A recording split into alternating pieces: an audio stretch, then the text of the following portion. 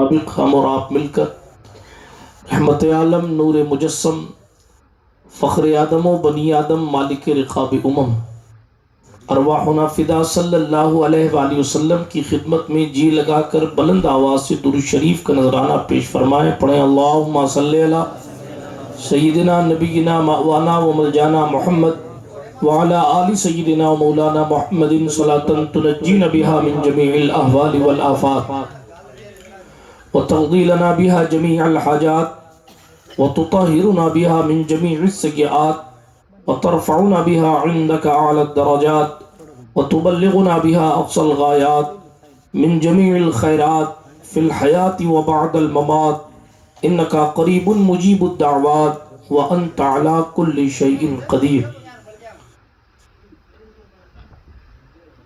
ہمیں کرنی ہے شہنشاہ بطحا کی رضا جوئی، ہمیں کرنی ہے شہنشاہ بطحا کی رضا جوئی، جو وہ ہو گئے اپنے تو رحمت پروردگار اپنی.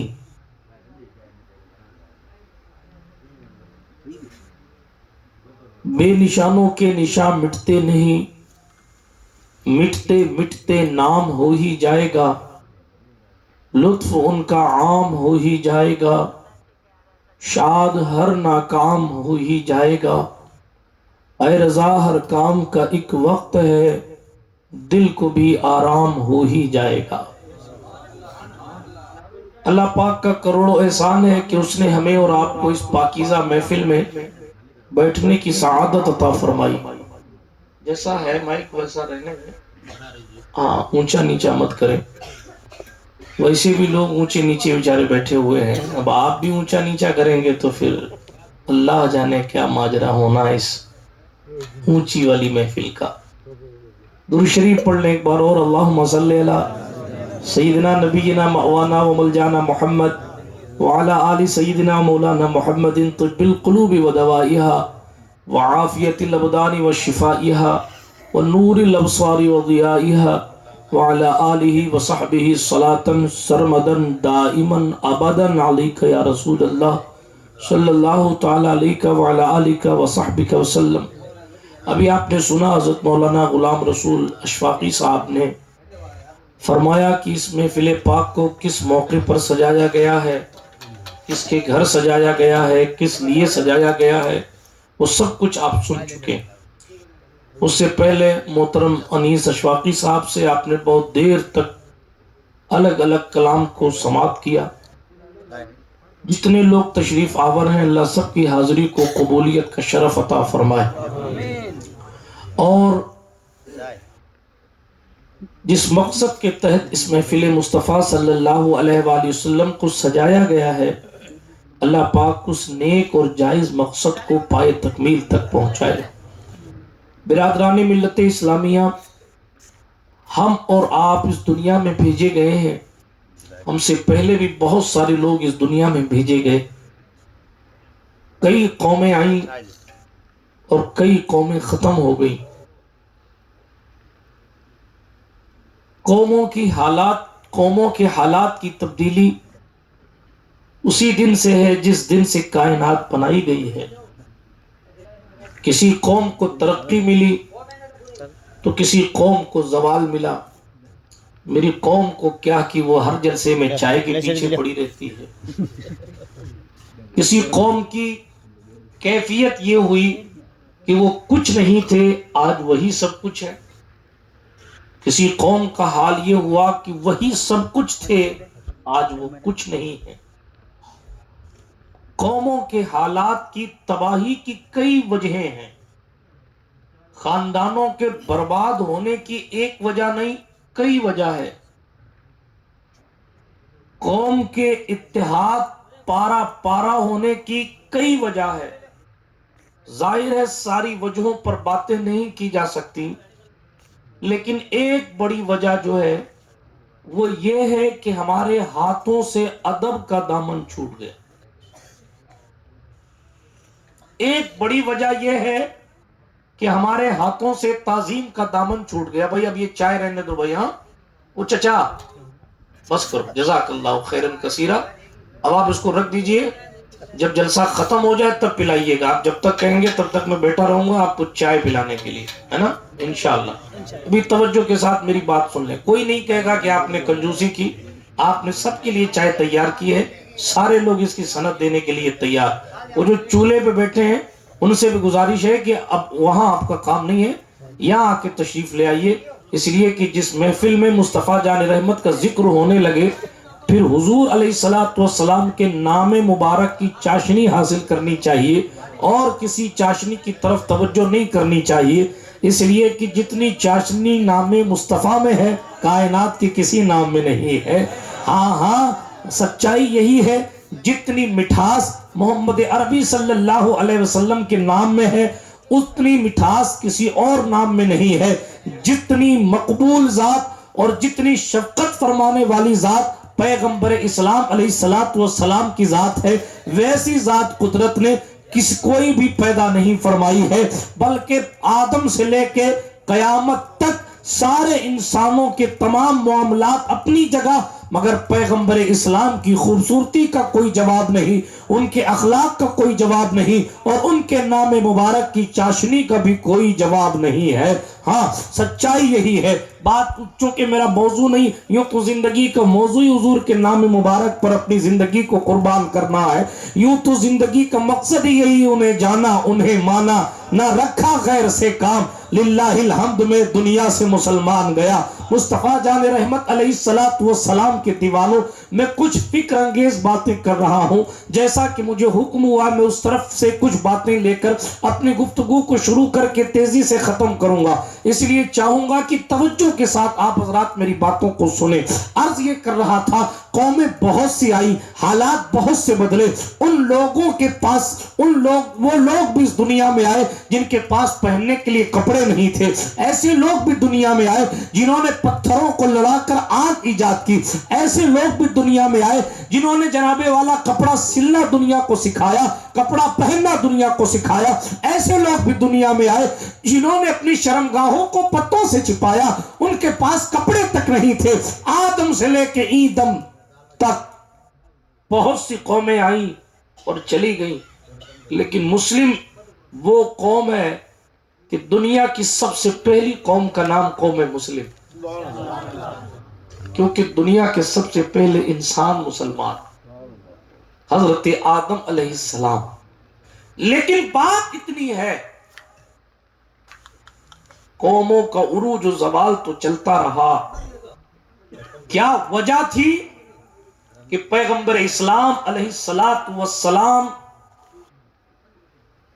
کہ ماننے والوں کے حالات دیگر گوں ہو گئے, یعنی تبدیل ہو گئے. کیا وجہ تھی کہ کل عمر بن عبدالعزیز کے دور کی کنڈیشن یہ تھی کہ مال زکوٰۃ جمع کی گئی, صدقات جمع کیے گئے, امیروں سے لے کر غریبوں کو دیا جانے کا سسٹم ہوا. تو خادم نے جا کے امیر المومنین حضرت عمر ابن عبدالعزیز سے کہا حضور سارے ضرورت مند لوگوں تک زکوٰۃ پہنچائی جا چکی پھر بھی مال بچ گیا. فرمایا مدرسوں میں بھجوا دو. کہا سارے مدارس کو پیسے دیے جا چکے ہیں پھر بھی بچ گیا. کہا پھر غریبوں کی شادیاں کروا دو. کہا کروا چکے ہیں پھر بھی مال بچ گیا ہے. تاریخ اٹھا کر پڑھیں, جتنے کام عمر بن عبدالعزیز نے بتائے لوگوں نے کہا حضور یہ بھی کر لیا, یہ بھی کر لیا, یہ بھی کر لیا, یہ بھی کر لیا, اب بھی پیسہ بچ گیا. تو سرکار عمر بن عبدالعزیز نے فرمایا پھر ٹھیک ہے دانے خرید کے لاؤ اور پرندوں کے لیے ڈال دو تاکہ انسانی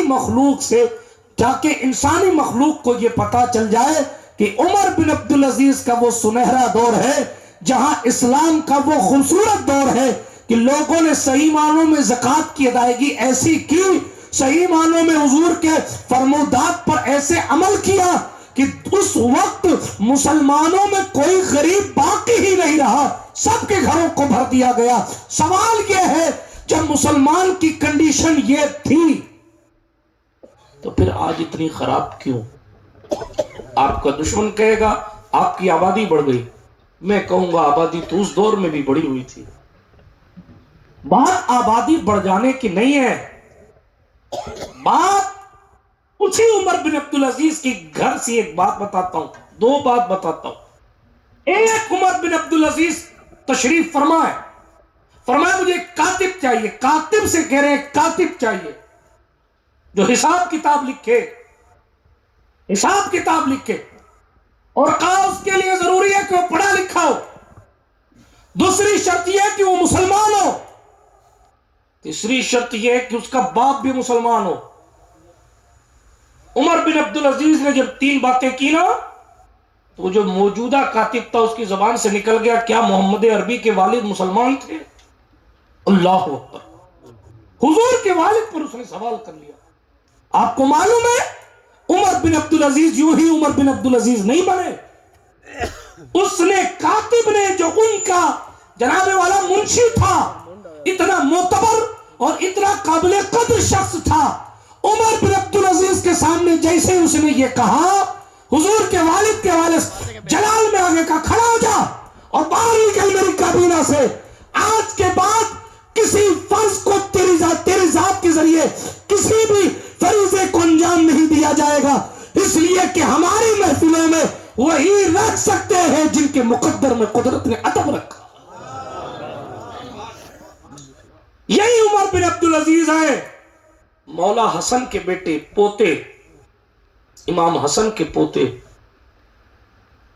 عمر بن عبدالعزیز کی محفل میں آئے تو جس خلیفہ نے پورے علاقے کو اپنی خلافت سے مطمئن کر رکھا تھا، ہمارے بہت سے علماء نے ان کے دور خلافت کو جو ہے وہ خلافت راشدہ سے تشبیہ دی ہے، سرکار عمر ابن عبدالعزیز رضی اللہ تعالیٰ عنہ کی ذات مبارکہ وہ ذات ہے۔ میں عمر بن عبدالعزیز پر بولنے نہیں آیا، بات بیچ میں آگئی تو عرض کرتا چلوں، اور اللہ کے فضل و کرم سے بات یاد آگئی، دو قصے ان کے حوالے سے تو بتاتا چلوں۔ عمر بن عبدالعزیز کی محفل لگی ہوئی ہے، خلیفہ وقت اپنی کرسی پر بیٹھا ہے، درباری محفل میں بیٹھے ہیں، علماء محفل میں بیٹھے ہیں، مشائخ محفل میں بیٹھے ہیں، آپ کی مجلس میں تشریف فرما ہے، لوگ نیک لوگ اللہ والے لوگ بیٹھے ہوئے ہیں، لیکن سنیں ایک جوان آیا محفل میں، توجہ ہے، ایک جوان آیا، مورخ لکھتا ہے اس کی زلفیں بڑی بڑی تھیں، انتہائی خوبصورت سا نوجوان، ایسا لگتا تھا زلفوں کے بیچ میں خوبصورت چہرہ، ایسا لگتا تھا جیسے بادلوں کے بیچ میں چودھویں کا چاند لگ رہا ہے۔ اس جوان کے آتے ہی خلیفہ اپنی کرسی سے کھڑے ہو گئے اور خلیفہ اپنی کرسی سے اتر کے نیچے گئے، توجہ کے ساتھ سنیے گا، باتیں قیمتی ہو رہی ہیں، ہاں مجھے بھی نہیں پتا چلتا کہ کب بات کہاں سے شروع ہو جاتی، توجہ ہے۔ سرکار عمر بن عبدالعزیز اترے، چند قدم آگے بڑھے، اس جوان کا استقبال کیا اور کہا حضور آپ کو تشریف لانے کی کیا ضرورت تھی؟ حکم فرما دیتے فقیر خود حاضر ہو جاتا۔ لوگوں کے دماغ خراب ہے کہ خلیفہ کو کیا ہو گیا، ایک جوان کے لیے اتر آیا، اسے اتنی بھی خبر نہیں کہ وہ اس کرسی پر بیٹھا ہے کہ اس وقت اسلام کے جتنے قاضی ہیں وہ اس کے ماتحت ہیں، اس کرسی پر بیٹھا ہے کہ اسلام کے علاقے میں، مسلمانوں کے علاقے میں جتنے لوگ ہیں وہ سب اس خلیفۃ المسلمین کے ماتحت کام کرنے والے ہیں، پھر بھی ایک جوان کے لیے اتر آیا۔ ایک بندے نے کہہ دیا حضرات آپ کو اس جوان کے لیے نہیں اترنا تھا، آپ کی شان نہیں ہے۔ عمر بن عبدالعزیز نے پلٹ کے کہا پہچانتے ہو وہ جوان کون ہے؟ کہا ہاں جانتے ہیں۔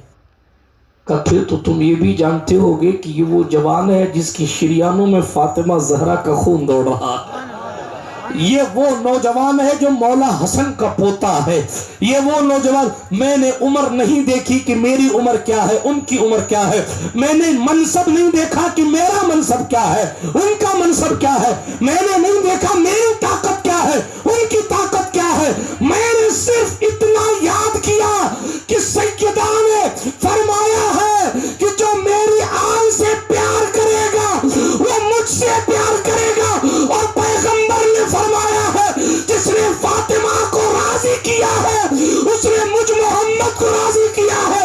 میں نے اس جوان کی تعظیم تمہارے لیے نہیں فاطمہ زہرا کی رضا کے لیے کی تھی، اور آج یقین ہے مجھے کہ اگر سید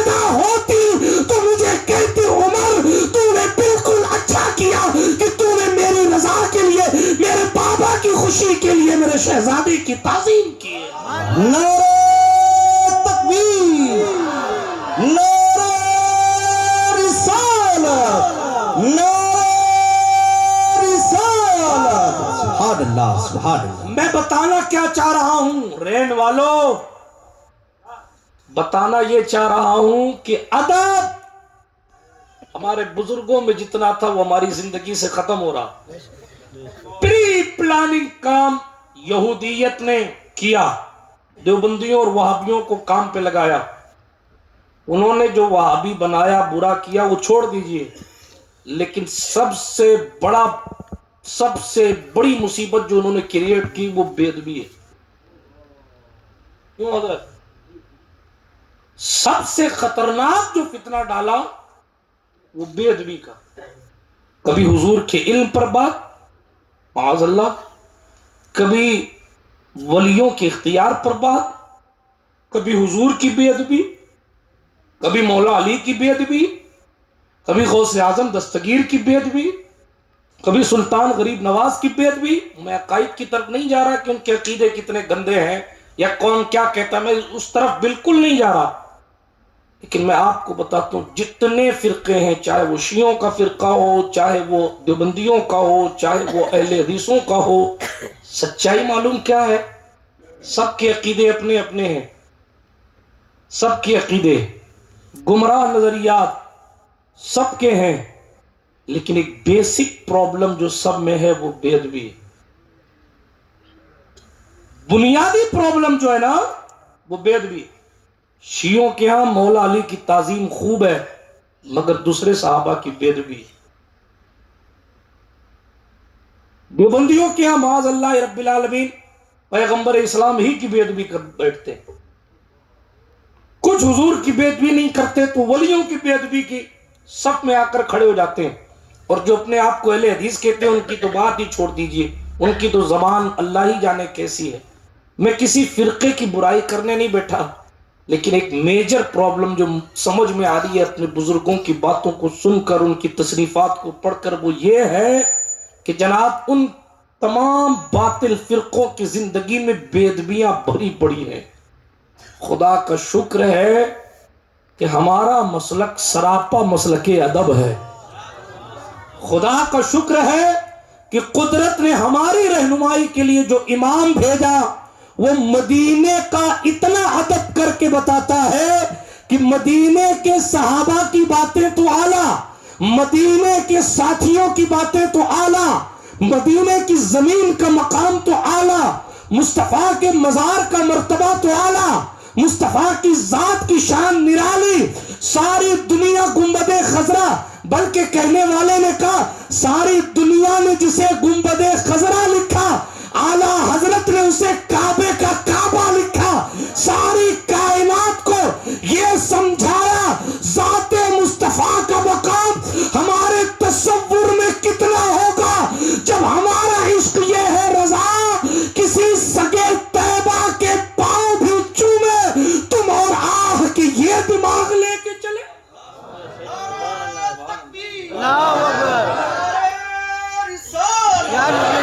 ہمیں ہمارے بزرگوں نے ادب سکھایا. اب آپ بتائیے جو امام مدینے کے کانٹے کا ادب سکھائے وہ مدینے کے بیٹوں کی بے ادبی کیسے سکھا سکتا ہے؟ اور اگر ہم ادب کا دامن چھوڑ رہے ہیں، یہی ہمارے لیے یہی ان وجوہات میں جو ہمیں برباد کر رہی ہیں اس میں سے ایک وجہ بے ادبی. اور بے ادب ہونے سے سب کچھ ختم ہو جاتا. ابلیس کو کس چیز نے ابلیس بنایا؟ کیا چیز تھی بھائی؟ وہ آپ کے ساتھ اس کو گمراہ کر دیا شیطان نے، اس لیے وہ گمراہ ہو گیا. شیطان کو کس نے گمراہ کیا؟ وہ تو کوئی شیطان نہیں تھا اس ٹائم. بات میری سمجھ آ رہی ہے آپ کو؟ نہیں آ رہی ہے؟ آج کوئی روزہ چھوڑتا ہے تو مولانا غلام رسول اشفاقی صاحب پوچھ لیں ارے کیوں چھوڑ دیں؟ حضرت شیطان نے بہکا دیا تھا. کیوں ناچا بھائی؟ کیوں ناچا؟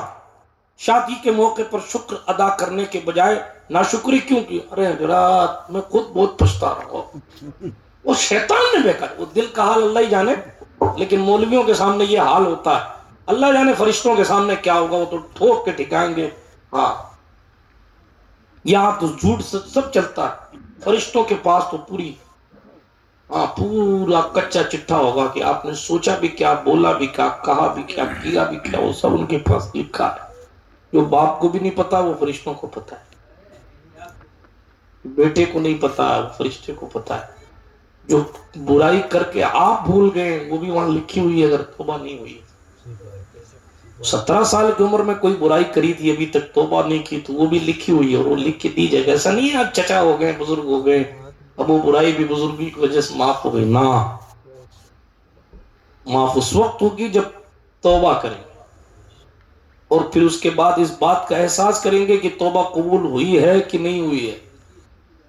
ہاں جی، ہمارے ہاں تو معاملہ بس یہی ہے، بس کر لے، ہم نے 4 رکعت پڑھ لی، ہو گیا. یہ ٹینشن ہی نہیں ہے کہ یہ فکر ہی نہیں ہے، ٹینشن ہی نہیں ہے کہ قبول بھی ہونی ہے کہ نہیں ہونی. بات دور نہ چلی جائے. لیکن بات عرض کر رہا تھا اپنے رب کی بارگاہ میں توبہ کریں. سب سے جلدی اگر کوئی مان جاتا ہے تو میرا اللہ ہے. نہیں، دل نہیں ہے اس کے پاس، جملہ غلط ہے. اللہ رحیم ہے، رحیم دل والا کہنا جائز نہیں. توجہ ہے آپ کی، آپ سننے کے لیے تشریف لائیں. تو عرض یہ کر رہا تھا پیغمبر اسلام علیہ السلام کی محبت اور حضور والوں کی محبت اور ان کا ادب جب تک ہمارے مشائخ میں رہا، ہم ترقی کی راہ پر گامزن رہے. اور جب ادب کا دامن ہمارے ہاتھ سے چھوٹنے لگا تو ہم دیکھیں آج کہاں کھڑے ہیں، کہتے ہوئے بھی شرم آتی. ہمارے بچوں کو اتنا نہیں پتا کہ میلاد میں بیٹھا کیسے جاتا ہے، کیونکہ ان کی مائیں گٹرگوں کیا کرتی ہیں جس وقت تقریر ہو رہی ہو. ہمارے بچوں کو اتنا نہیں پتا کہ مسجد کیسے جایا جاتا ہے. ہمارے بچوں کو جناب اتنا تصور نہیں دیا جاتا کہ بیٹا اللہ کے گھر میں کس طرح جانا ہے، بلکہ کس طرح کی بات تو دور رکھیے، جانے کا خیال ہی جناب والا ڈالا نہیں جاتا. ہاں، اسکول جانے کا تصور تو ڈالا جاتا ہے، اللہ کے گھر جانے کا خیال بچوں کے ذہن میں نہیں ڈالا جاتا. کیا عورتیں یوں ہی چھوڑ دی جائیں گی؟ اللہ نے فرشتوں کو نہ مرد بنایا نہ عورت. کیوں؟ تاکہ حساب کتاب میں نو پرابلم. جو فرشتہ مردوں کو ٹھوکے گا وہی فرشتہ عورتوں کو بھی ٹھوکے گا. ایسا تھوڑی ہے کہ عورتوں کے لیے لیڈیز سسٹم، کوئی سسٹم نہیں، سارا سسٹم یہی اوپر تک ہے. ورنہ پیغمبر اسلام نے فرمایا میں نے جہنم میں مردوں سے زیادہ عورتوں کو دیکھا ہے. کیوں دیکھا ہے؟ کیوں؟ اس کی وجہ یہی ہے کہ وہ ناشکری ہیں. میں سب کی بات نہیں کر رہا، عورت تو ایسی بھی ہے جس پر پوری کائنات عورت ناز کرتی ہے، اسے ہم اپنے عقیدے میں زینب کبریٰ کہتے ہیں. بلکہ یاد ایک بات اور عرض کروں، آج 15ویں شب ہے، سرکار سیدہ زینب کے وصال کی تاریخ ہے. حضرت زینب بات چل پڑی ہے، تھوڑی دیر بات کروں گا لیکن پہلے وہ ادب والی بات پوری کر لوں، پھر آؤں گا انشاءاللہ علی کی بیٹی کی بارگاہ میں خراج محبت پیش کرنے کے لیے. عرض یہ کر رہا تھا ہمارے بڑوں نے ادب کا دامن تھاما، ترقی یافتہ رہے. اور پہلے دن سے ہی اگر کسی نے بے ادبی کی، ابلیس نے کیا کیا؟ ابلیس کو اگر کسی نے برباد کیا تو اس کے تکبر نے کیا، اس کی بے ادبی نے کیا. تکبر کی وجہ سے اس نے بے ادبی کی، لیکن کی اس نے بے ادبی نا. آپ کو معلوم ہے یہ جو دنیا ہے نا جس میں آپ اور ہم بس رہے ہیں، اس میں ہمارے یعنی حضرت آدم علیہ السلام سے پہلے کئی ہزار سال پہلے، آدم سے بھی کئی ہزار سال پہلے جنات رہتے تھے. جنات آپ سے بہت پرانی پیداوار ہے، ہم سے بہت پرانی پیداوار. انسان کی پیدائش سے ہزاروں سال پہلے جنات رہتے تھے. اب چونکہ انہوں نے فساد اتنا برپا کر دیا کہ قدرت میں فرشتوں کی فوج بھیجی، کہا سب کو ٹھوک کے دنیا سے نکال دو، ختم. ہاں نہیں، یہ قرآن کی تفسیر ہے، حدیث ہے. آپ کو معلوم ہے پھر کیا ہوا؟ سارے جناتوں کو دنیا سے نکال دیا فرشتوں نے مار کے.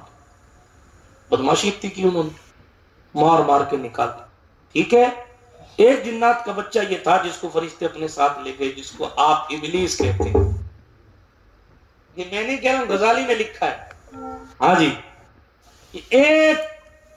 ایک بچہ چھوٹا تھا جناتوں کا، اس کو فرشتوں کے پاس لے جا کے اپنے پاس رکھو، اس کی پرورش کرو. جناب جنت میں پلا بڑھا، کیا ناز ہے. اگر کوئی لندن پڑھ کے آ جائے تو یہاں کا پروفیسر عزت کے لیے اس کی عزت کے لیے کھڑا ہو جاتا، اگرچہ وہ جاہل ہی کیوں نہ ہو. صاحب فلانی جگہ سے پڑھ کے آئے. ایک پڑھا لکھا عالم بتایا جائے گا فلاں جگہ، وہ صاحب ازہر سے پڑھ کے آئے، ازہر سے پڑھ کے آئے. صاحب آدمی ارے ازہر سے پڑھ کے، اگرچہ ترکیب کا آتا پتا نہ، لیکن افیکٹ سے پڑھتا ہے. کیوں؟ بڑی جگہ سے پڑھ کے آئے. آپ سوچئے کہ جس کی پرورش جنت میں ہوئی وہ ابلیس ہے. آپ تو گاؤں میں پالے جاتے، وہ جنت میں پالا گیا. لیکن آپ اس سے کئی ہزار گنا درجہ افضل ہے. کیوں؟ 1 ارب نے آدمی کا بول بالا کر دیا، خاک کے ذروں کو ہم دوشے سریا کر دیا. خود نہ تھے جو راہ پر اوروں کے ہادی بن گئے، کیا نظر تھی جس نے مردوں کو مسیحا کر دیا. یہ پیغمبر اسلام کی برکت ہے. بات دور نہ نکل جائے، میں آپ کو سمجھا رہا تھا. ابلیس جو ہے اس کی پوری آبادی پہلے یہاں زمین پر بستی تھی. سمجھو ہے، زمین پر بستی تھی ہزاروں سال پہلے انسانوں سے. اللہ پاک نے فرشتوں کے ذریعے جناتوں سے زمین خالی کرائی. یہی وجہ تھی کہ جب سرکار آدم علیہ السلام کو پیدا کرنے کی بات قدرت نے فرمائی تو فرشتوں نے کہا اے اللہ تو ایسی مخلوق کیوں پیدا فرما رہا ہے؟ اللہ تو ایسی مخلوق کس لیے پیدا فرما رہا ہے کہ وہ جائیں گے زمین میں تو فساد کریں.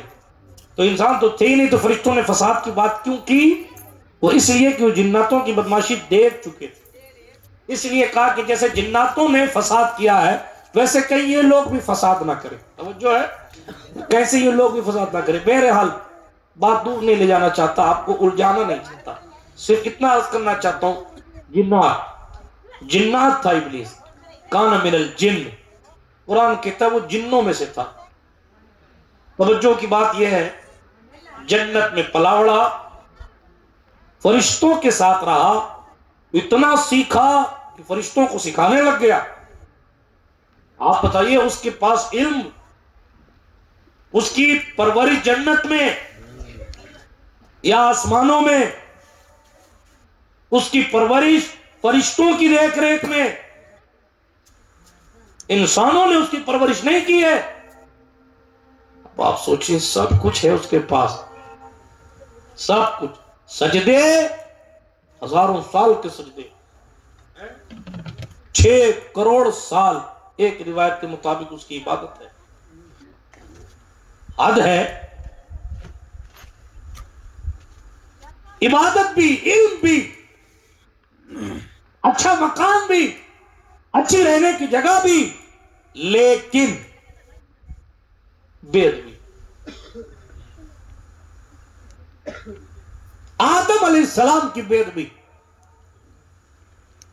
سجدہ کرو آدم کو، نہیں کرتا نا خیر من، میں آدم کو سجدہ کیوں کروں، میں آدم سے بہتر ہوں. معاذ اللہ، 100 بار معاذ اللہ. آج بھی ہم آئی ایم بیسٹ کے چکر میں برباد ہو رہے ہیں. اس سے اچھا میں ہوں، اس سے اچھا میں ہوں، اس سے اچھا میں ہوں. حالانکہ حضرت بایزید بسطامی یا جنید بغدادی کا قول ہے، بندہ جب تک کہ اپنے آپ کو کتے سے زیادہ ذلیل نہیں سمجھتا تب تک کہ اس کو عبادت کی لذت میسر نہیں آتی. اب وہ کیوں؟ اس لیے کہ مولانا صاحب بن کے اللہ کی بارگاہ میں کھڑے ہوگے تو کبھی رو نہیں پاؤ گے، گناہگار بن کے کھڑے ہوگے تو کبھی آنسو نہیں رکیں گے.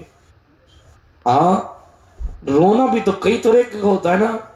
2 طرح کا رونا ہوتا ہے. ایک رونے کو کہتے ہیں گناہ، ایک رونا معصیت کا رونا ہے، ایک رونا معرفت کا رونا ہے. عمر فاروق اعظم کا رونا معرفت کا رونا تھا. غریب نواز سرکار کا رونا معرفت کا رونا تھا. وہ اس وجہ سے نہیں رو رہے تھے یہ لوگ کہ انہوں نے گناہ کیے، وہ اس وجہ سے رو رہے تھے کہ ہائے ہم نے عبادت کا حق ادا نہیں کیا.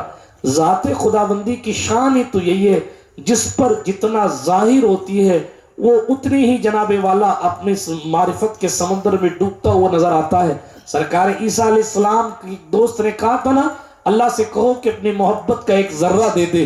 عیسیٰ علیہ السلام نے ہاتھ اٹھا کر دعا کی، اے اللہ اپنی محبت کا ایک ذرہ دے دے۔ قدرت نے کہا عیسیٰ ایک ذرہ تو بہت ہو جائے گا۔ حضرت عیسیٰ نے کہا پھر مالک آدھا ذرہ دے دے، اس میرے دوست کو آدھا ذرہ دے دے۔ عیسیٰ علیہ السلام نے دعا کی، اللہ کی محبت کا آدھا ذرہ، اللہ کی محبت کا آدھا ذرہ اس کو دے دیا گیا۔ دعا کر کے سرکار عیسیٰ چلے گئے۔ جب پلٹے ہیں اپنے دوست کو السلام علیکم، تو جواب ہی نہیں دے رہا۔ پھر کہا السلام علیکم، پھر نہیں جواب دیا۔ پھر کہا السلام علیکم، پھر نہیں جواب دیا۔ اب جواب بندہ نہیں دے رہا تو اللہ سے ہی لینے لگے۔ کیا شان ہے! کہا میرے اللہ، میرے مالک، تو نے مجھے اپنا بنایا، اپنی نبوت عطا فرمائی، میرے اللہ یہ میرا دوست ہے، بولتا ہی نہیں ہے، جواب نہیں دیتا۔ اللہ نے فرمایا عیسیٰ تم نے تو کہا تھا محبت کا ذرہ دے دو، تم نے تو کہا تھا۔ اب جس کے پاس ہماری محبت کے ذرے آ جائیں وہ پھر زمین کی طرف کیوں دیکھے گا؟ بات سمجھ آ رہی ہے آپ کو؟ ہاں جی۔ یہ لوگ اس لیے روتے تھے کیونکہ ان کے سامنے معرفت الہی کے سمندر کھلتے تھے، اس لیے روتے تھے کہ دیکھتے تھے ہم کہاں۔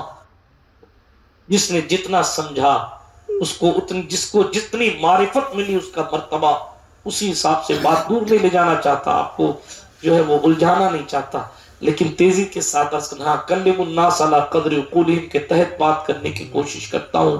تیزی کے ساتھ آگے بڑھ رہا ہوں۔ ابلیس کو کہا کہ سجدہ کرو، ابلیس نے منع کر دیا، اس کے گھمنڈ نے اس سے بے ادبی کرائی۔ آپ دیکھو رہن والوں، یہ بے ادبی کی سزا تھی، اس کے سجدے کام نہیں آئے۔ اس کو پوری دنیا انسانیت کو اللہ نے روز اول سبق دے دیا کہ بے ادبی کر کے عبادتوں کا گٹھر بھی اگر سر پہ رکھا ہو تو بے ادبی کر کے کامیاب نہیں ہو سکتے، ترقی نہیں پا سکتے۔ پرورش لندن میں امریکہ میں کیوں نہ پائی ہو، لیکن اگر زندگی میں ادب نہیں ہے تو کچھ حاصل نہیں کر سکتے، جو ہے وہ بھی چلا جائے۔ یہ ابلیس کی زندگی سے ہمیں اور آپ کو سمجھ میں آ رہا، ابلیس سے سکھا رہی ہے قدرت۔ دیکھو اس کی زندگی سے عبرت پکڑو۔ لقد كان في قصصهم عبرة لأولي الألباب او كما قال اللہ فی القرآن۔ عقل والوں کے لیے عبرت ہوتی ہے ایسے قصوں میں۔ سوچنے کا مقام یہ ہے، اتنی عبادت، اتنے سجدے، اتنا علم، اتنا پاور، اتنی طاقت، اتنی اچھی جگہ پرورش، لیکن سب ختم۔ پتا چلا ہمیں اگر ترقی چاہیے تو ہمیں ادب کا دامن تھام کے رکھنا، ادب کے دامن میں، اور نبی کا ادب، امتی کا ادب، بلکہ نبی کے اسلام میں ہر مسلم کا ادب ہے۔ ہاں جی، ہر مسلم کا ادب۔ اللہ کے رسول علیہ السلام کی حدیث کا مفہوم ہے ایک مومن کی عزت کعبے کی حرمت کے برابر قرار پائی ہے۔ لیکن ہم جس دنیا میں جی رہے ہیں، کیا بیٹا ماں کی عزت کر رہا ہے؟ کیا بیٹا باپ کا ادب کر رہا ہے؟ ہمیں اب تو مرید بھی پیر صاحب کا ادب نہیں کر رہا، اللہ ماشاءاللہ۔ اب تو سیدوں کا بھی وہ ادب نہیں رہا جو پہلے تھا، اب تو اماموں کا بھی وہ ادب نہیں رہا جو پہلے تھا، اب تو مفتیوں کا بھی وہ ادب نہیں رہا جو پہلے تھا، اب تو فتوے کی بھی وہ قیمت نہیں رہی جو پہلے تھی۔ اب تو جناب والا وقار مجروح ہونے کا دور ہے۔ میں سمجھتا ہوں ہماری زبوں حالی میں جملہ ہارڈ ہو گیا، ہماری بربادی میں ایک بڑا ہاتھ بے ادبی کا ہے، ایک بڑا ہاتھ بے ادبی کا۔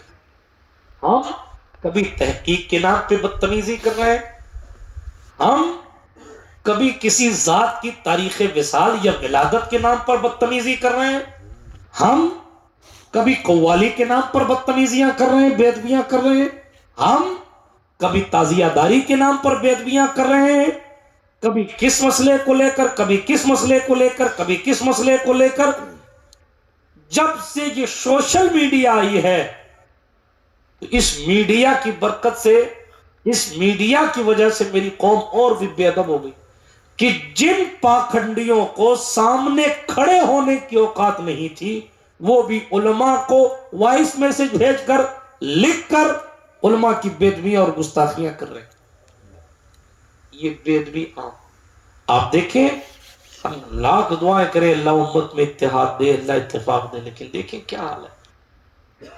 اللہ کا فضل ہے میں کسی اختلاف میں نہیں پڑتا، اور نہ کوئی ایسی گھٹنا میرے ساتھ گھٹی ہے کہ آپ سوچیں کہ اس سب کو کھینچتان کے لا رہے ہیں۔ اللہ جانتا ایسا کچھ نہیں ہے، لیکن یہ سچائی ہے۔ ہمارے مشائخ میں سخت اختلاف ہونے کے باوجود بھی ادب کا دامن کبھی نہیں چھوٹتا تھا۔ یہ بیٹھے مولانا غلام رسول صاحب، یہ مولانا عمر صاحب بیٹھے، علماء بیٹھے، ان سے پوچھیے دارالعلوم اسحاقیہ کے پرانے شاگردوں میں مفتی اعظم راجستھان علی رحمۃ اللہ رضوان ایک قصہ سنایا کرتے تھے۔ میں نے کہیں پڑھا نہیں ہے مگر کئی جگہ پڑھا ضرور ہے، کیونکہ ہم نے مفتی اعظم راجستھان سے سنا، اور وہ ذات اتنی مدلل ذات ہے کہ ہمارے لیے اتنا کافی ہے کہ عزت اپنی زبان سے اس واقعے کو سنایا اور بارہا سنایا کرتے تھے۔ امام محمد بن ادریس الشافعی رحمۃ اللہ علیہ، امام شافعی بہت بڑے عالم، بخاری کے پردادا استاد ہیں، بہت قابل شخص امام شافعی۔ ایک دن ان کی زبان سے نکل گیا، اللہ نے شافعی کو اتنا علم دیا ہے کہ ابو حنیفہ کے ہر فیصلے کو رد کر دے گا، ہر قول کو رد کر دے گا۔ آپ نے بھی سنا ہوگا، ہر قول کو رد کر دے گا۔ امام شافعی کی زبان سے نکل گیا، جملہ قریب بے ادبی تھا، لیکن دیکھیں حضرت امام شافعی سوئے نا تو امام اعظم خواب میں آ گئے، اور خواب میں آ کر امام الائمہ نے کہا شافعی میرے ہر قول کو رد کرے گا؟ میرا سب سے پہلا قول ہے لا الہ الا اللہ، ذرا رد کر کے بتانا۔ اب اگر رد کرے تو اسلام سے جائے، اگر رد کرے تو ایمان ہی چلا جائے۔ اس لیے امام شافعی نے کہا حضور امام اعظم تو آپ ہی ہیں، آپ تو امام ہیں، آپ اماموں کے امام ہیں۔ اس کے بعد سے ادب رفع دین کے مسئلے میں شافعی کا خیال امام اعظم سے الگ ہے، امام کے پیچھے قرات کے مسئلے میں شافعی کا خیال امام اعظم سے الگ ہے، وضو میں نیت کے مسئلے میں امام شافعی کا خیال امام اعظم سے الگ ہے، سر کے مسح کے مسئلے میں امام شافعی کا خیال امام اعظم سے الگ ہے۔ بہت سارے مسائل ہیں، آمین کہنے کے مسئلے میں شافعی کا خیال اور امام اعظم کا خیال اور ہے، مطلقات کی عدت کے مسئلے میں شافعی کا خیال اور ہے، امام اعظم کا خیال اور ہے۔ سینکڑوں ہزاروں مسائل ہوں گے جس میں ان کا خیال اور، ان کا خیال اور، ان کی دلیلیں اور، ان کی دلیلیں اور، لیکن ادب یہ ہے 17 جگہ اختلاف کے باوجود بھی امام شافعی جب امام ابو حنیفہ کا ذکر کرتے ہیں تو کہتے ہیں شافعی کی جب کوئی حاجت پوری نہیں ہو رہی ہوتی ہے تو امام اعظم امام الائمہ سراج الامہ کاشف الغمہ نعمان بن ثابت امام اعظم ابو حنیفہ کی قبر پر جاتا ہوں، 2 رکعت نماز نفل پڑھتا ہوں، میں اپنی تحقیق کے مطابق نماز نہیں پڑھتا۔ ادب قبر ابو حنیفہ کا اتنا ہے، امام اعظم کی قبر کا ادب اتنا ہے کہ میں اپنی تحقیق کو پیچھے رکھتا ہوں، نماز بغیر رفع دین کے امام اعظم کے فرمان کی طرح پڑھتا ہوں۔ 17 اختلاف کے بعد ادب یہ ہے، 1000 اختلاف کے بعد ادب یہ ہے، ابتدا سے لے کر آج تک جو اختلاف امت کے درمیان نیک لوگوں نے کیے ہیں، میرے پیغمبر نے پیشین گوئی فرماتے ہوئے فرمایا تھا صلی اللہ علیہ وسلم اختلاف امتی رحمت، میری امت کے اختلاف رحمت ہے، لیکن وہ اختلاف نہیں کہ یہاں ادھر بھی لٹ چل رہی ادھر بھی لٹ چل رہی، اس اختلاف کے بارے میں تھوڑی کہا، ادھر سے بھی گالیاں دی جا رہی ادھر سے بھی گالیاں دی جا رہی، اس اختلاف کے بارے میں تھوڑی کہا تھا۔ سوشل میڈیا بھرا پڑا، ادھر والے مرید ادھر والے پیر صاحب کو گالیاں دے رہے ہیں، ادھر والے مرید ادھر والے پیر صاحب کو گالیاں دے رہے ہیں۔ یہ میری قوم کا حال ہے، میں صاف لب و لہجے میں کہہ دوں ہمارے ہاتھ سے ادب کا دامن چھوٹ گیا، ہم کبھی متحد نہیں ہو سکتے جب تک کہ مؤدب نہیں ہو جائے. اماموں کی بات تو امام سرکار غریب نواز کا قصہ پڑھو. اپنے مرشد کا وہ کتنا ادب کرتے تھے. آج تو کنڈیشن یہ ہے، بھیڑ ادھر دیکھی ادھر چلے گئے، ادھر بھیڑ دیکھی ادھر چلے گئے. اور کل وہ پیر صاحب کی یہ بات میری سمجھ میں نہیں آتی، یا تو پیر بدل لے یا خیال بدل لے. اور کیا کہہ، توجہ ہے آپ کی. حضرت سرکار امام اعظم ابو حنیفہ بات کو ختم کرنے لگا کہ بات نہیں، موضوع ایسا واسطے پوری رات بولتے رہیے. اور بالکل الگ تھلگ موضوع یہ آج ہی آیا ہے. توجہ ہے، میری بات سمجھ میں آ رہی ہے؟ پیچھے والوں کو ہاتھ اٹھا کر کہیں یا علی. ہاں ماشاء اللہ. سنیے اب توجہ کے ساتھ. عرض یہ کر رہا تھا سرکار غریب نواز رضی اللہ تعالیٰ عنہ خطاب فرماتے ایک طرف دیکھتے نا تو کھڑے ہو جاتے. نہ کوئی ادھر تھا نہ کوئی ذات دکھتی، یوں ہی کھڑے ہو جاتے، پھر بیٹھ جاتے، پھر تقریر کرتے، پھر اس طرف دیکھتے تو پھر کھڑے ہو جاتے، پھر بیٹھ. 2-3 مرتبہ ایسا ہو گیا. سنو رین والو، حضور غریب نواز سے کسی نے پوچھا سرکار کیا وجہ ہے کہ آپ کھڑے ہو جائیں؟ کوئی آ بھی نہیں رہا، کوئی جا بھی نہیں رہا، کوئی دکھ بھی نہیں رہا. کون سی چیز نے آپ کو بار بار کھڑے ہونے پر مجبور کیا ہے؟ مسلک غریب نواز دیکھیں. سلطان کیا فرماتے معلوم؟ میرے پیر کا مزار اس طرف ہے. پیر کھڑا نہیں تھا، سامنے مزار نہیں ہے، اس طرف میرے پیر کا مزار ہے، اس طرف میرے پیر کا مزار ہے. بس اس لیے میں اس طرف دیکھتا ہوں تو تصور میں مرشد آتے ہیں، اس لیے میں احترام سے کھڑا ہو جاتا ہوں. یہ ہم تھے. امام علیہ سنت اعلیٰ حضرت علی رحمہ کی سوانے میں لکھا ہے 7 سال کی عمر میں آپ نے اپنے والد گرامی مولانا نقی علی خان امام المتکلمین سے پوچھا تھا ابا جی بتائیے بغداد شریف کدھر ہے؟ کتنے سال میں؟ 7 سال. 7 سال کا بچہ پوچھ رہا ہے اپنے ابا سے بتائیے کہ بغداد کدھر ہے؟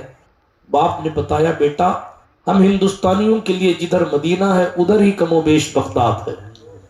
سمت ایسی ہے. سرکار مصطفیٰ جان رحمت علیہ الصلوۃ والسلام کی محبت کیا دل میں موجزن تھی، کیا پیران پیر کی محبت دل میں گھر کیے ہوئی تھی.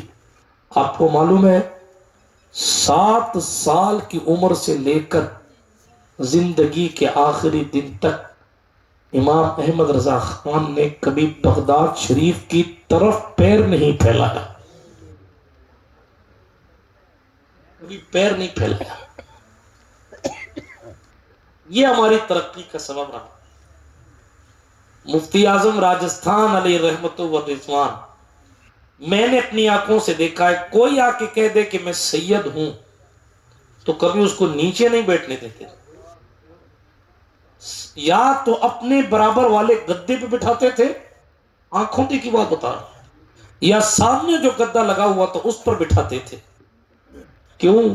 کہتے تھے کہ سیدوں کی شان یہ نہیں ہے کہ ہم اوپر بیٹھے انہیں نیچے بٹھا دیا. آپ ماضی قریب کی بھی تاریخ اٹھا کر یہ ادب کا تصور ہے. یہی سوجت کی زمین ہے، گواہ ہے. جناب لوگ مرید ہونے کے لیے تیار ہیں کہ آئیے مرید ہو جائیے. مولانا رجب علی صاحب نے پورا کٹا چادروں والا کھول رکھا ہے مرید ہونے کے لیے. آخر دور میں وہ لے کے چلتے تھے. ہوا کیا؟ جہاں تک میرا ذہن ساتھ دے رہا علامہ نورانی میاں صاحب سید نورانی میاں صاحب قبلہ اسٹیج پر موجود تھے.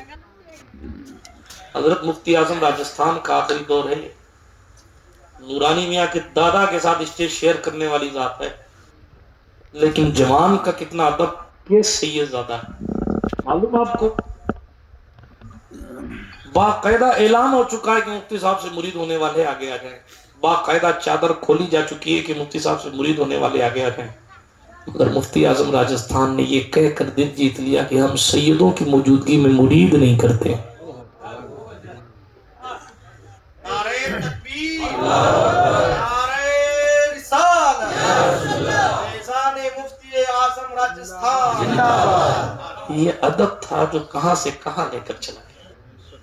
یہ ادب تھا یار، ہماری زندگیوں میں ادب، ہم سب کچھ ہمارا ہونا چاہیے، کسی کا کچھ نہیں ہونا چاہیے۔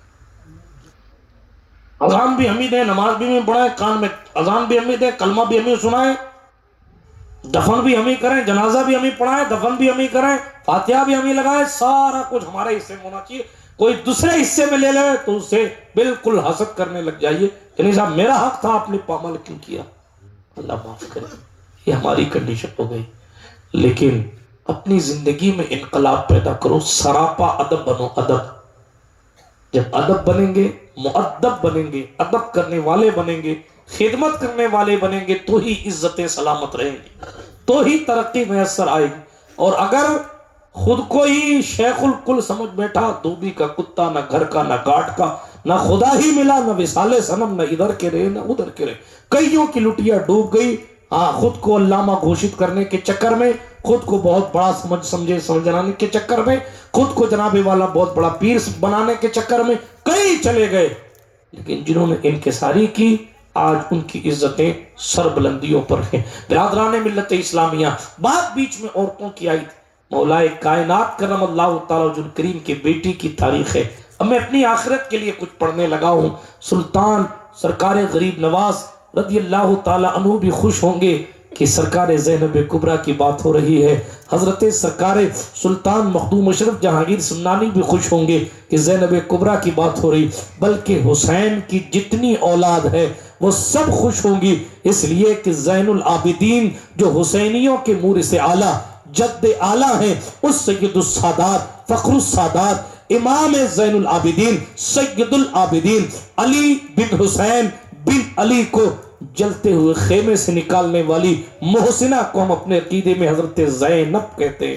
آپ کو معلوم ہے یہ زینب کون ہے؟ جس زینب کی میں بات کر رہا ہوں، کچھ بات کر لوں، منع کریں گے پھر بھی کروں گا، اس لیے کہ کچھ چیزیں ایسی ہیں جس میں میں کسی سے کمپرومائز نہیں کرتا، وہ میری اپنی زندگی کا معاملہ ہے۔ توجہ ہے آپ کی؟ سنیے، کیا وہ خوبصورت دور تھا جو مصطفیٰ کریم کا خوبصورت دور تھا صلی اللہ علیہ وسلم۔ حضور علیہ السلام کسی سفر میں تھے، مولا علی کے گھر میں ایک نور چمکا، سیدہ فاطمہ بنت محمد کی بطن اقدس سے ایک شہزادی پیدا ہوئی، حسین پاک کی چھوٹی بہن ہے، امام حسن کی چھوٹی بہن ہے۔ تاریخ کے مطابق امام حسین سے 8 مہینے چھوٹی حضرت زینب پاک ہے۔ سیدہ فاطمہ زہرا کے پیٹ سے پیدا ہوئی ہیں۔ وہ فاطمہ اس کے بارے میں میرے اور آپ کے رسول نے فرمایا تھا یہ انسانی شکل میں جنت کی حور ہے، حدیث ہے۔ فرمایا اللہ نے اس کو ہر قسم کی ناپاکی سے پاک رکھا، وہ اسپیشل خاتون تھی، اسپیشل، کسی قسم کی کوئی بیماری اور کسی قسم کا کوئی بھی جناب والا ناپاکی کا تصور سیدہ کی زندگی میں نہیں ہے۔ وہ ایسی پاکیزہ ہیں، ایسی بے مثال خاتون ہیں جس کی شان یہ ہے اللہ الصمد، وہ اس کے لیے رحمت ہیں جو سراپا رحمت للعالمین ہے، وہ اس کے لیے جناب والا، اس کے لیے شریک حیات اس کی ہیں جو خود کل ایمان ہے، وہ اس کے لیے اس کی ماں ہے، اللہ اکبر، اس کے لیے جنت ہے جو خود جنتی جوانوں کے سردار ہیں۔ وہ سرکار فاطمہ بنت رسالت صلی اللہ علیہ وسلم، فاطمہ بنت محمد صلی اللہ علیہ وسلم کی ذات ہے۔ سیدہ کے گھر، سیدہ کے پیٹ مبارک سے ایک شہزادی، ایک نور کا ٹکڑا जलवागर हो रहा है। सरकार मुस्तफ़ा जान रहमत सफर में है, मौला अली घर में है। अली को पता लगा आज उनके घर में बेटी पैदा हुई है, पहली बेटी है, पहली बेटी है। अली खुश हो रहे हैं इसलिए कि पैगंबर इस्लाम ने बेटियों की विलादत पर मुबारकबादियां अता फरमाई हैं। हुजूर ने बाप के लिए रहमत कहा है बेटियों को, आज अली के लिए भी कोई रहमत बनकर आ रहा है। अभी इमाम हसन तशरीफ ला चुके हैं, अभी इमाम हुसैन तशरीफ ला चुके हैं, दोनों की विलादत हो चुकी है। अब ये दिन है कि सरकार फातिमतुज़ ज़हरा के आंगन में एक ऐसा फूल खिल रहा है, अल्लाह अकबर, जिसकी शान बेमिसाल है। बात दूर नहीं ले जाना चाहता, पैगंबर इस्लाम अलैहिस्सलातु वस्सलाम के घर में खुशी है क्योंकि फातिमा ज़हरा के घर में खुशी है। अली खुश हो रहे हैं कि घर में बेटी पैदा हुई। हुजूर अलैहिस्सलातु वस्सलाम का खूबसूरत मामूल ये था, ये उलमा जानते हैं। मेरे और आपके महबूब अलैहिस्सलातु वस्सलाम सैयदा फातिमा से इतनी मोहब्बत फरमाते थे कि वो जब सफर में तशरीफ ले जाते थे तो सबसे आखिर में सैयदा के घर से निकलते थे, और जब सफर मुकम्मल हो जाता था तो हुजूर जब मदीने में तशरीफ लाते थे तो पहले मस्जिद नबवी में नहीं, पहले फातिमा के हरम में दाखिल होते थे। मुस्तफ़ा करीम अलैहिस्सलातु वस्सलाम है, तशरीफ लाए, सफर मुकम्मल हुआ, हुजूर तशरीफ लाए, एहतराम से लोग खड़े हुए। हुजूर अलैहिस्सलातु वस्सलाम को बताया गया, या रसूल अल्लाह आपकी नवासी पैदा हुई है, फातिमा की शहजादी पैदा हुई है, हमने अभी तक नाम नहीं रखा, आपका इंतजार था कि आप नाम रखेंगे, आप नाम रखें। किस जबान से? वमा यंतिकु अनिल हवा इन हुवा इल्ला वह्यु यूहा, आप नाम रखेंगे गोया कि खुदाए पाक नाम रखेगा। वो और घर हैं जिनके घर के नामों को पीर साहब, मुफ्ती साहब, मौलाना साहब, सैयद साहब, इमाम साहब रखते हैं। ये ज़हरा का घर है, इस घर के नाम को खुद कुदरत रखा करती है जो उसकी शान के लायक। तवज्जो है, सरकार ज़ैनब को मौला अली ने हाथ में उठाकर अपनी बेटी को हुजूर के हाथों में दे दिया। हुजूर अलैहिस्सलातु वस्सलाम ने उस खूबसूरत चेहरे को देखा और हुजूर ने फरमाया इसका नाम ज़ैनब है। आपको मालूम है ज़ैनब का माना क्या? असल में ज़ैने अब है, क्या? ज़ैने अब कहते हैं बाप को, अब कहते हैं बाप को। हुजूर अलैहिस्सलातु वस्सलाम ने गोद में लेके कहा ये वो बाप जो कायनात का मौला है। हुजूर ने फरमाया ज़य्यनू मजालिसकुम बिज़िक्र अलीकिन, अपनी महफिलों को, अपनी मजलिसों को अली के जिक्र से मुज़य्यन कर लिया करो। अली का नाम लेते ही महफिल का माहौल बदल जाता है, चाहे वो नज़्म में लिया जाए, चाहे वो नस्र में लिया जाए। ये बदल क्यों जाता है? क्योंकि पैगंबर ने बशारत दी है, नाम अली का लोगे आपकी महफिल मुज़य्यन हो जाएगी। अपनी महफिलों को मुज़य्यन करना हो तो अली का नाम ले लिया करो, ये हुजूर का फरमान है। आप देखें दुनिया की सारी अच्छी महफिलें जिसके नाम से मुज़य्यन होती है उसे अली कहते हैं, और खुद जो अली की ज़ीनत है उसे ज़ैनब बिन्ते अली कहते हैं। ज़ैन अब यानी बाप की ज़ीनत, बाप की ज़ीनत, अली की ज़ीनत। ये किसने कहा? हुजूर ने कहा सल्लल्लाहु अलैहि वसल्लम। अली खुश हुए कि हुजूर ने खूबसूरत नाम अता फरमाया, ज़ैनब नाम अता फरमाया। बहरहाल बिरादरान मिल्लत इस्लामिया, उस ज़ैनब पाक को तहनीक हुजूर ने दी। मुआबदहन सैयदा ज़ैनब को हुजूर अलैहिस्सलातु वस्सलाम ने, तफसीलात में जाने का वक्त नहीं है, मगर करबला में ज़ैनब ने जो किया क़यामत की सुबह तक औरतों के लिए मिसाली किरदार है। तो लोग ये कहते रहे कि इस्लाम औरतों को हक नहीं देता, ज़ैनब ने अपनी कारकिर्दगी से, सरकार ज़ैनब, मखदूमा ज़ैनब, सरकार सैयदा ज़ैनब ने अपनी कारकिर्दगी से उन तमाम इस्लाम मुखालिफ ताकतों के चेहरे पर एक तमाचा जड़ के बताया तूने दीन पढ़ा ही नहीं है।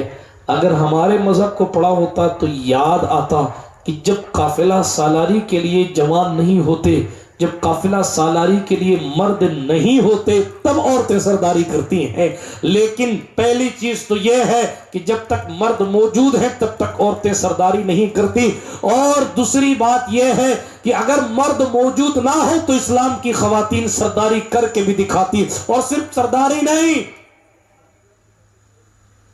غموں کا بوجھ تھا سیدہ کے سر پر۔ حسین پاک کے کٹے پٹے لاشے کو دیکھا تھا سیدہ نے، علی اصغر کو پیاسا تڑپتا شہید ہوتا دیکھا تھا سیدہ زینب نے، مولا علی اکبر کو پالا تھا زینب پاک نے۔ آپ پڑھیے کبھی، علی اکبر کو پالا تھا، اپنی پھوپھی سے اتنی محبت کرتے تھے سرکار علی اکبر بن امام حسین جو ہم شبیہ پیغمبر تھے، کبھی پڑھیں آپ؟ لیکن ہائے رے زینب کی زندگی، اپنے دو شہزادے، ایک کا نام اون ہے ایک کا نام محمد ہے، دو بیٹے لا کر امام حسین کی خدمت میں رکھتی ہیں، بھائی میرے بیٹوں کو بھی اجازت دو کہ کربلا میں جا کے کٹ جائیں۔ حسین پاک نے کہا بہن تیری گود سونی کرنے کے لیے تو کربلا نہیں لایا تھا، تیری گود سونی کرنے کے لیے تو کربلا نہیں لایا۔ باتیں بہت ساری آپ محرم شریف میں سنتے رہتے ہیں۔ سیدہ نے کہا اگر ماں فاطمہ نے پوچھ لیا کہ زینب حسین کے شہزادے شہید ہو رہے تھے، تو نے اپنے پھول بچا کے کس دن کے لیے رکھے تھے، تو میں ماں کو کیا جواب دوں گی؟ اس لیے میری بات مانے، میرے بیٹوں کو جانے دے۔ دنیا کی ساری مائیں اپنے بچوں کو نہلا کر دھلا کر اس کے بال سنوار کر اس کی بلائیں لیتی ہیں، مگر زینب کی زندگی پر میری زندگی قربان آج اون محمد کو سجا رہی ہیں، دین پر قربان کر رہی ہیں۔ آج دین کو ترقی دینے کے لیے اپنے بیٹوں کا لہو بہ جانے کے لیے یہ غم برداشت کرنے کے لیے تیار ہیں۔ اپنے ہاتھوں سے تیار کیا اپنے دونوں جوانوں کو، اور پھر فرمانے لگی کہ جاؤ یہ مت کہنا کہ ہم علی کے نواسے ہیں، مت کہنا کہ ہم زینب کے بیٹے ہیں، کہیں ایسا نہ ہو کہ تلوار چلانے میں اگر کوئی کمی رہ جائے تو لوگ یہ نہ کہہ دیں تمہاری کمسنی کی وجہ سے، لوگ یہ نہ کہہ دیں کہ علی کے گھر کے بیٹوں کو تلوار چلانا نہیں ہوتا۔ اس شان کے ساتھ بھیجا ہے کربلا، مگر سعد ابن ابی وقاص کا وہ بدبخت بیٹا جس کو تاریخ عمر صاحب کے نام سے جانتی ہے، اس نے دیکھتے پہچان دی، اس لیے کہ پھولوں کو کبھی بتایا نہیں جاتا کہ یہ پھول ہیں۔ تعریف کے محتاج نہیں آل محمد، خوشبو کے محتاج نہیں آل محمد، پھولوں پہ کبھی عطر لگایا نہیں جاتا، خود چھپا کے گئے، لیکن عمر ابن سعد نے دیکھ کے کہہ دیا تم زینب کے بیٹے ہو نا؟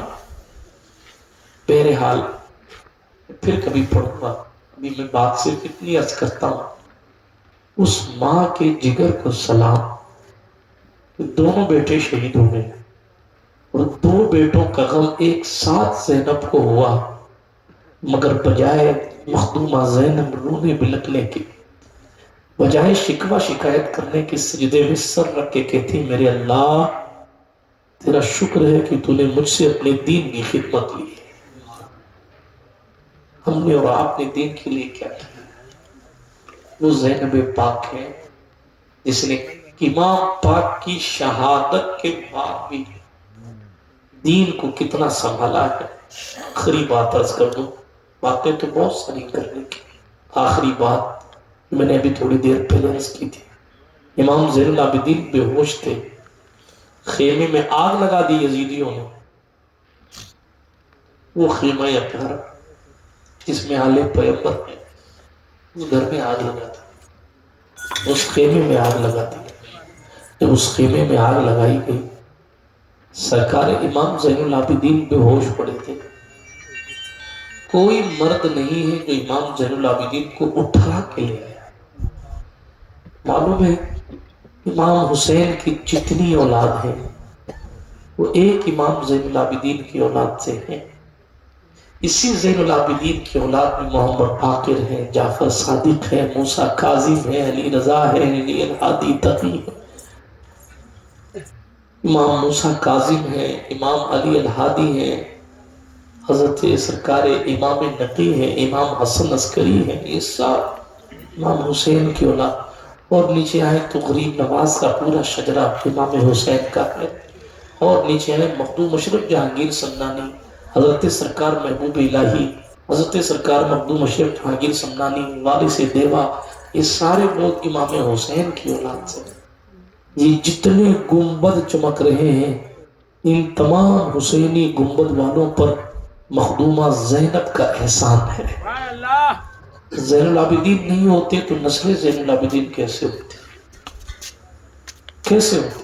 زین العابدین کا خیمہ تو جل رہا ہے، مگر یہ 55 سال کی خاتون، 55 سال کی خاتون، کم و بیش ان کی چوپر 55 سال کی عمر ہے سرکار زینب پاک کی، اپنے بظاہر بوڑھے کاندھوں پر کڑیے نوجوان سرکار علی الاوسط جانشین حضرت امام حسین، تاجدار کربلا، زمیندار کربلا، اسیر کربلا، شہنشاہ کربلا، وارث وراثت مصطفیٰ سرکار امام حسین العابدین بے ہوش ہے، خیمہ جل رہا ہے۔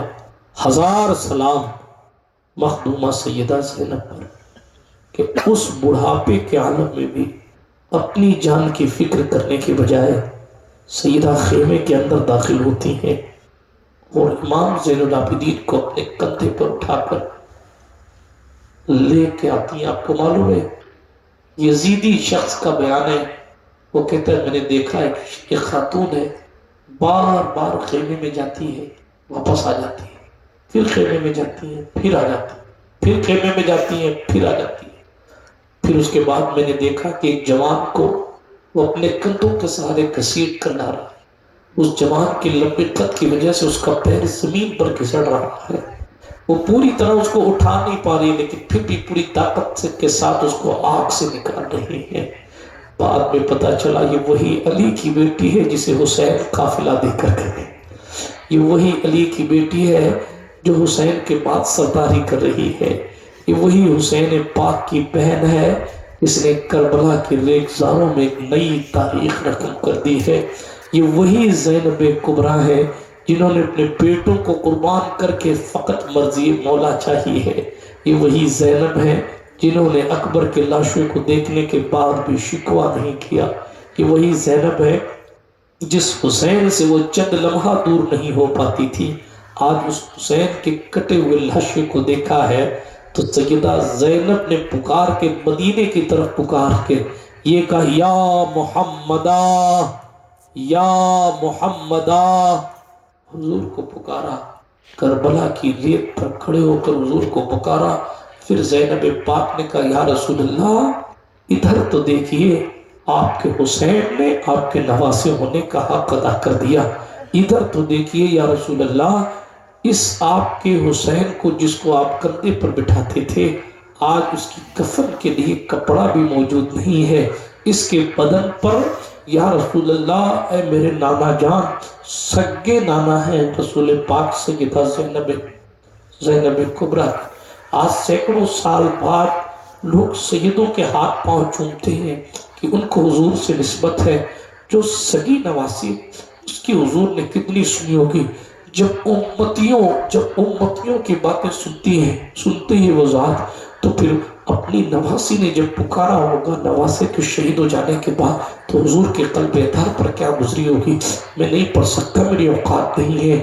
سرکار زینب کبریٰ نے اس وقت جو جملے کہے نا، مؤرخ لکھتا ہے ابن سعد جو کمانڈر کا لشکر تھا اس کی طرف دیکھ کر سرکار زینب نے کہا ابن سعد تجھے شرم نہیں ہے علی کے بیٹے کو ذبح کرتے ہوئے؟ مؤرخ لکھتا ہے زینب پاک کے لہجے میں اتنا درد تھا کہ عمر بن سعد کی آنکھیں خود پانی پھینکنے لگی اور اس نے نگاہیں جھکا کر چہرہ پھیر لیا، زینب کا سامنا کرنے کی حیثیت نہیں رکھی۔ یہ وہ زینب ہے جس نے زین العابدین کو اپنے کندھے پر اٹھا کر لا کر باہر خیمے کے رکھا، جس نے رات بھر لاشوں پر پہرا دیا. میں کیا کیا بتاؤں. لیکن ایک بات عرض کروں، امام زین العابدین فرماتے تھے لوگ زین العابدین مجھے کہتے ہیں، لیکن میں اپنی پھوپھی حضرت زینب کے تقوی پر ناز کرتا ہوں کہ مدینے سے لے کر مکہ، مکے سے لے کر کربلا، اور کربلا سے کوفہ، کوفہ سے شام، اور پھر مدینہ پہنچنے تک اتنی مصیبتیں ہم پر ڈالی گئیں، مگر میری پھوپھی زینب نے کبھی تہجد کا سجدہ بھی قضا نہیں کیا ہے. یہ ہمیں اور آپ کو 10 سیدہ زینب سے مل رہا ہے. سرکار غریب نواز کی دادی ہے، اس لیے جناب والا ذکر کیا تاکہ ان کی بارگاہ میں خراج پیش، ان کی قربانی جو ہے، ان کی خدمت دین جو ہے، اس کا حق قیامت کی صبح تک بھی اگر تقریر کی جاتی رہے تو ادا نہیں ہو سکتا. اس لیے کہ انہوں نے اسلام پر جو احسان کیا ہے اس احسان کا بدلہ سوائے خدا کے کوئی نہیں دے سکتا. اگر وہ نہ ہوتی تو کوئی حسینی سید اس دنیا میں نہ ہوتا. اگر وہ نہ ہوتی تو کربلا میں ہوا کیا صحیح معنوں میں لوگوں کو پتہ نہیں ہوتا. اگر وہ نہ ہوتی تو پتہ نہیں ہوتا کہ حالات کیا کیا گزرے تھے، ہوا کیا کیا تھا. میں صرف اتنی گزارش کروں گا اپنی زندگی میں ادب پیدا کریں، سیدوں سے محبت، اصحاب رسالت سے محبت، علماء کی تعظیم، بزرگوں کی تعظیم، ماں باپ کی عزت، اپنے بڑوں کی توقیر کیجئے. جتنے با ادب رہیں گے اتنے کامیاب رہیں گے. اسی لیے کہنے والے نے کہا با ادب با نصیب، بے ادب بے نصیب. یہ کہنے والے نے بہت کچھ سوچ سمجھ کر لکھا تھا. اللہ پاک ہمارے اور آپ کے نصیبوں کو بلند فرمائے. اس محفل کو سجانے میں جن لوگوں نے بھی کوششیں کی ہیں اللہ پاک سب کی کاوشوں کو قبولیت کا شرف عطا فرمائے. درمیانی گفتگو مجھ سے کوئی جملہ اگر غیر شرعی نکل گیا، میں ان تمام جملوں سے آپ سب کو گواہ بنا کر، بلکہ اپنی زندگی کی تمام خطاؤں سے آپ سب کو گواہ بنا کر اپنے کریم اللہ کی بارگاہ میں توبہ کرتا ہوں. استغفر اللہ تعالی ربی من کل ذنب واتوب الیہ. اشہد ان لا الہ الا اللہ وحدہ لا شریک لہ واشہد ان سیدنا محمد عبدہ ورسولہ. سبحانک لا علم لنا الا ما علمتنا انک انت العلیم الحکیم. وآخر دعوانا ان الحمد للہ رب العالمین. السلام علیکم ورحمۃ اللہ.